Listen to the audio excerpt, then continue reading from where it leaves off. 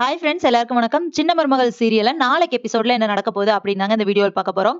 சேதுவும் தமிழ்ச்செல்வியும் சேர்ந்து தான் காட்டுக்குள்ள தேடிட்டு இருக்காங்க. சோ 2 பேரும் அவர் ஒரு பக்கம் தேடுறாரு, இவங்க ஒரு பக்கம் தேடிட்டு இருக்காங்க. இதுக்கு இடையில போஸும் வந்துடுறாரு. அப்போ தமிழ்ச்செல்வி எப்படியோ கண்டுபிடிச்சு அந்த கூண்டை எடுத்துடுறாங்க. கூண்டை உடைச்சா உள்ளுக்குள்ள ஒரு பிரவுன் கலர் ஒரு சீட் மாதிரி இருக்கு. அதை எடுத்து இதுதான் அந்த இதா அப்படின்னு சொல்லிட்டு எடுத்து வச்சிடறாங்க. எடுத்து வச்சுட்டு என்ன பண்ணாங்கன்னா சத்தம் போட்டே போறாங்க. ஏங்க எங்க இருக்கீங்க? என்கிட்ட அந்த மருந்து கிடைச்சிருச்சு, வாங்க போலாம் அப்படின்னு சொல்லிட்டு அதாவது சேதுவை கூப்பிட்டுட்டே சத்தம் போட்டே போயிட்டு இருக்கும்போது போஸ் வந்து ஒரு பக்கம் நின்னு பார்த்துட்டு இருக்காரு. ஓ அப்போ உன்கிட்ட இருக்கா, இரு நான் அதை வாங்கிட்டு போய் நான் நல்ல பேர் எடுத்துக்கிறேன் அப்படின்னு சொல்லிட்டு அவங்கள வந்து பின்னாடி ஒரு கட்டையால அடிச்சிடறாரு. அப்ப தமிழ்ச்செல்வி மயக்கம் போட்டு விழுந்துறாங்க. அப்ப அவங்க கிட்ட இருக்கிற அந்த மருந்தை வந்து எடுத்துட்டு போயிடுறாரு. இங்க பாத்தீங்கன்னா ராஜாங்கம் உயிருக்கு போராடிட்டு இருக்காரு. இன்னும் கொஞ்ச நேரம் தான் உயிரோடு இருப்பாரு அப்படின்னு சொல்லிட்டு டாக்டர் சொல்லிடுறாங்க. சீக்கிரம் அந்த மருந்து வரலன்னா இவர் காப்பாற்ற முடியாது அப்படின்னு சொல்றாங்க.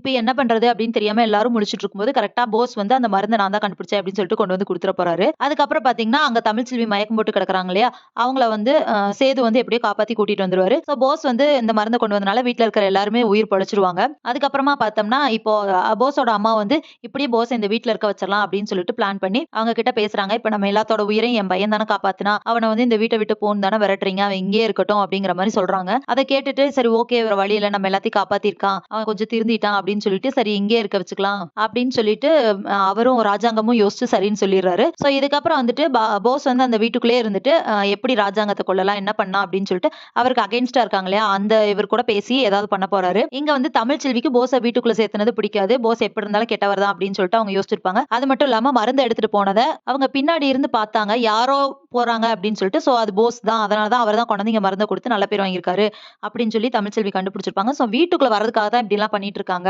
எப்படியும் வந்து மாமாவை காப்பாத்தணும், இல்லாட்டினா உயிருக்கே ஆபத்து அப்படின்னு சொல்லிட்டு தமிழ்ச்செல்வி ஒரு பக்கம் போராடிட்டு இருக்க போறாங்க. சோ இதுக்கப்புறம் என்ன நடக்க போகுது, தமிழ்ச்செல்வி ஒரு பக்கம் இப்படி யோசிச்சுட்டு இருக்காங்களா, போஸ் மட்டும் வீட்டுக்குள்ள இருக்கிறாரு அப்படின்னு சொல்லி இன்னொரு பக்கம் வந்துட்டு சித்ராவை ஈஸ்வரியுமே வீட்டுக்குள்ள கொண்டு வரதுக்காக போஸ் ஏதாவது பிளான் பண்ண போறாரு. சோ எல்லாரும் வீட்டுக்குள்ள போயிட்டாங்கன்னா என்ன நடக்கும் அப்படின்னு சொல்லிட்டு தமிழ்ச்செல்வி யோசிக்க போறாங்க. சோ இதுக்கப்புறம் என்ன நடக்க போகுது அப்படிங்கறத இனி வர்ற வீடியோல ஒன்னொன்னா பார்க்கலாம் ஃப்ரெண்ட்ஸ். அது வரைக்கும் வெயிட் பண்ணுங்க. நன்றி, வணக்கம்.